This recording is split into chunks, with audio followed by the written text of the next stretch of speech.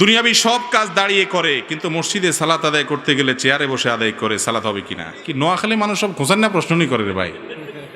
ঠিক আছে, এর মধ্যে জানার জিনিসও আছে, কিন্তু সবই তো বেশিরভাগ খোঁজাখুঁজির প্রশ্ন।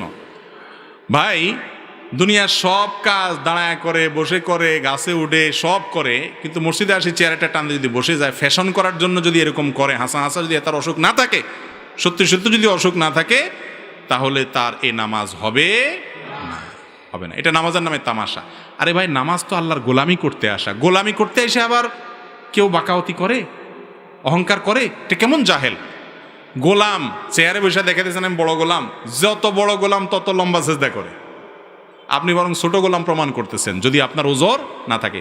আর যদি কারো সত্যিই এমন অসুবিধা হয় যে কোমরে এত ব্যথা যে সে রুকু করতে পারে না, চিৎকার আসে, ডাক আসে, ভাঙতে পারে না, সেজদা করতে পারে না, ডাক্তার বলেছে যে এইভাবে নিয়মিত করলে বড় ধরনের সমস্যা হবে, ডাক্তার নামাজের গুরুত্ব বুঝে এরকম ডাক্তার, তাহলে সেক্ষেত্রে এই ব্যক্তি যতক্ষণ দাঁড়াইতে পারে দাঁড়াবে, বাকিটা বসে চেয়ারে পড়বে। আর যদি দাঁড়াইতে থেকে বসতেই না পারে, এত দুর্বল হয়তো চেয়ারে বসে পড়তে পারবে। এটা আমার কথা, নবী সাল্লাল্লাহু আলাইহি ওয়াসাল্লাম বলেছেন, যে ব্যক্তি দাঁড়িয়ে পড়তে না পারে সে বসে পড়বে, বসে উঠতে না পারলে শুয়ে পড়বে।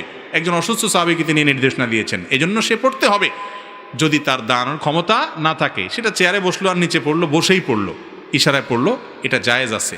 কিন্তু একটু কোমর ব্যথা, আজকে শরীরটা ভালো লাগে না, একটু কষ্ট মনে হচ্ছে, আইসা চেয়ার টান দিয়া একটু বৈশা ভাব ধরে নামাজ শুরু করলাম, এই নামাজ হবে না, খবরদার।